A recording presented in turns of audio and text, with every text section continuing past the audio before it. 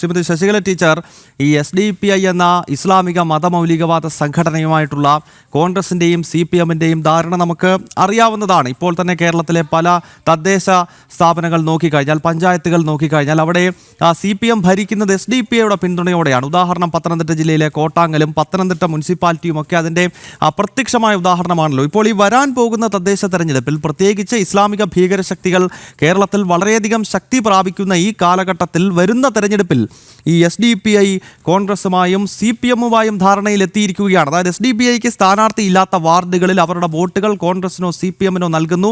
ഒരു ഉളുമ്പുമില്ലാതെ ആ വോട്ടുകൾ വാങ്ങാൻ തയ്യാറാണ് എന്ന നിലപാടിലേക്ക് CPM-ഉം കോൺഗ്രസും ഒക്കെ എത്തിയിരിക്കുകയാണ്. ടീച്ചർ എങ്ങനെയാണ് ഈ വിഷയത്തോട് പ്രതികരിക്കുന്നത്? രാഷ്ട്രീയം സാധ്യതകളുടെ ഒരു ഗെയിമാണെന്നും അവിടെ നമ്മൾ പുറമെ സാധാരണക്കാരൻ ചിന്തിക്കുന്ന മാനമര്യാദകളല്ല അവിടെ ഉള്ളത് എന്നൊക്കെ നമുക്ക് കാലങ്ങൾ കൊണ്ട് മനസ്സിലാക്കിയിട്ടുണ്ട്. പക്ഷെ എന്നിരുന്നാലും ഒരല്പമെങ്കിലും ഒക്കെ ഒരു സാമാന്യ മര്യാദ, ചില നീതിബോധം ഒക്കെ പലരും ജനങ്ങളെ തൃപ്തിപ്പെടുത്താൻ വേണ്ടിയെങ്കിലും ജനങ്ങളുടെ സവിധത്തിൽ പറയാൻ വേണ്ടിയെങ്കിലും ചില മര്യാദകൾ രാഷ്ട്രീയ പാർട്ടികൾ പാലിക്കാറുണ്ട്. മറ്റത് ഒരുപക്ഷെ രഹസ്യമായ പല ബന്ധങ്ങളൊക്കെ ഉണ്ടാക്കുമ്പോഴും ഇത്തരം ചില മാന്യതകൾ നടിക്കാറുണ്ട്. പക്ഷെ ആ മാന്യതകളുടെയൊക്കെ മുഖംമൂടിയാണ് ഇവിടെ അഴിഞ്ഞു വീണിരിക്കുന്നത്. ഇത് ശരിക്ക് തുറന്ന് പറയാനോട് സമയം നേരം വിളിച്ചായിട്ടുള്ളൂ. എന്നിരുന്നാലും പറയാതിരിക്കാൻ നിവർത്തിയില്ല. ഇത് വേശ്യകളുടെ മര്യാദയാണ് ഈ കാണിക്കുന്നത്. അവർക്ക് ആരായാലും കുഴപ്പമില്ലല്ലോ. അവർക്ക് പൈസ കൊടുക്കുന്നവരാരായാലും അവർക്ക് മുന്നിൽ അവർക്ക് യാതൊരു പ്രശ്നവുമില്ല. അപ്പോൾ ആ ഒരു തലത്തിലേക്ക്, ആ ഒരു വേശ്യകളുടെ തലത്തിലേക്ക് ഇവിടുത്തെ രാഷ്ട്രീയം അധപ്പതിച്ചു എന്നറിയുമ്പോൾ വളരെ വിഷമമുണ്ട്. കാരണം ഈ നാടിന്റെ നാളെ എന്താവണം എന്ന് നിശ്ചയിക്കുന്നത് രാഷ്ട്രീയമാണ്. അപ്പൊ അത്തരത്തിൽ ഇവിടുത്തെ മുഖ്യധാരാ രാഷ്ട്രീയ പാർട്ടികൾ തന്നെ ആ നിലയിലേക്ക് ഒരു മാനവും മര്യാദയും ഇല്ലാത്ത ബന്ധങ്ങൾ ഉണ്ടാക്കുന്നിടത്തേക്ക് എത്തിച്ചേർന്നിരിക്കുന്നു എന്നുള്ളത് ഈ നാടിനെ പറ്റി നമുക്കൊക്കെ ഉണ്ടാക്കുന്ന വലിയൊരു പരിഭ്രമമാണ്. നാളെ എന്തായിരിക്കും? കാരണം ഇവരുടെയൊക്കെ വോട്ട് നേടിയിട്ട് ജയിക്കാൻ വേണ്ടിയായിരിക്കുമല്ലോ പത്തരൊക്കെ കൂട്ടുകെട്ട്. അവരുടെ അടിമയായിരിക്കില്ലേ? ആലോചിച്ച് നോക്കൂ.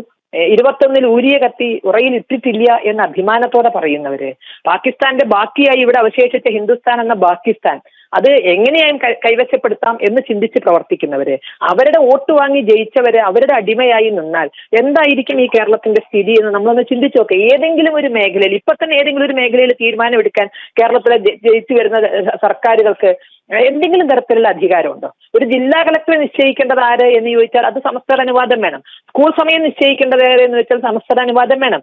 ഗുരുവായൂർ ദേവസ്വവുമായി ബന്ധപ്പെട്ട് സുപ്രീം കോടതിയിൽ അവർ കൊടുത്ത അഫിഡവിറ്റില്, ദേവസ്വം ബോർഡ് കൊടുത്ത അഫിഡവിറ്റില് ക്ഷേത്രാചാരങ്ങളൊക്കെ പാലിക്കാൻ ഒരു പൂജ എപ്പോൾ നടത്തണമെന്ന് തീരുമാനിക്കാൻ ഞങ്ങൾക്കാണ് അധികാരം എന്ന് പറഞ്ഞു. അത് അത്ര ധാർഷ്ട്യത്തോടെ പറയുമ്പോഴാണ് സ്കൂളിൽ മണിയടിക്കേണ്ടത് എപ്പോഴാണ്, ഒരു സ്കൂൾ തുടങ്ങാൻ മണിയടിക്കേണ്ടത് എപ്പോഴാണ് എന്ന് നിശ്ചയിക്കാൻ വിദ്യാഭ്യാസ വകുപ്പിന് അധികാരമില്ല. അതിന് സമസ്ത പച്ചക്കൊടി കാണിച്ചാലാണ് സ്കൂളിൽ എപ്പോൾ ബെല്ലടിക്കണം, എന്ത് യൂണിഫോം ഇടണം. ഇത്തരത്തിലൊരു ഗതികെട്ട അവസ്ഥയിൽ കേരളത്തിലെ രാഷ്ട്രീയത്തെ കൊണ്ടുവന്ന് എത്തിച്ചു.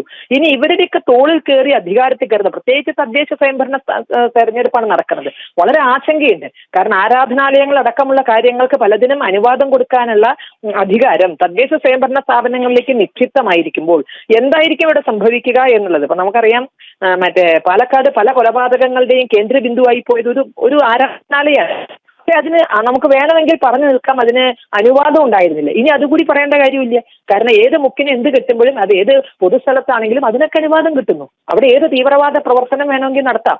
അമ്പലത്തിൽ ആര് വരുന്നു എന്ന് നോക്കുന്നവർ ഇവിടുത്തെ പല ആരാധനാലയങ്ങളിൽ ഒളിച്ചു താമസിക്കുന്നവർ ആരാന്നറിയുന്നില്ല.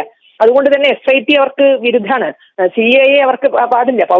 പൗരത്വം തെളിയിക്കേണ്ടി വരുമോ എന്നൊക്കെ ചില മതപുരോഹിതന്മാര് പറയുന്നു കേട്ടാൽ ഏതോ കന്യകാത്വം തെളിയിക്കാൻ ഉള്ള ഒരു ഗതികെട്ട അവസ്ഥ പോലെയൊക്കെയാണ് പറയുന്നത്. പൗരത്വം തെളിയിക്കേണ്ടി വരും. ഏത് നാട്ടിലെ പൗരത്വം തെളിയിക്കാതെ താമസിക്കാൻ സാധിക്കുക?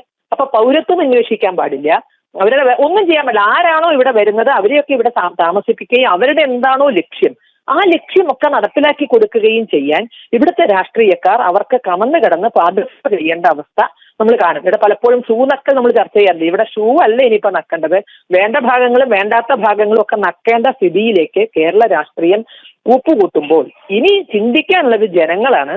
ഇവർക്കിത് വിട്ടുകൊടുക്കണോ എന്ന് ജനങ്ങൾ തീരുമാനിച്ചാൽ നമുക്ക് നാളെ ഒരു ഭാവിയുണ്ട് എന്നേ പറയാൻ. വളരെ നന്ദി ശ്രീമതി ശശികല ടീച്ചർ, ഈ ഘട്ടത്തിൽ ഞങ്ങളോട് പ്രതികരിച്ചതിന്.